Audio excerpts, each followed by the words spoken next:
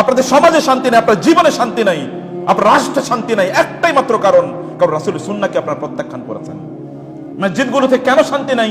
মসজিদে পর্যন্ত আপনার দেখেন সুখ নাই, যেখানে এসে আল্লাহর ইবাদত করবেন। কারণ কি? হচ্ছে আপনারা আল্লাহ রাসূলের সুন্নাহকে বাদ দিয়ে আপনার নিজেদের মতকে আপনারা প্রতিষ্ঠিত করেছেন, নিজেদের কথা অনুসারে আপনারা চলেন।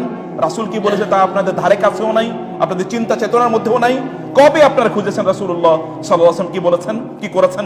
আল্লাহর ভালোবাসা পেতে হলে রাসূলকে আনুগত্য করতে হবে, কোনো অপশন নাই, কোনো অপশন নাই। কিয়ামতের দিন আপনি আল্লাহর সামনে তো যেতে পারবেন না, আপনার ইবাদতগুলো, আমলগুলোই তো সেই দিন দাড়ি পাল্লায় উঠানো হবে না।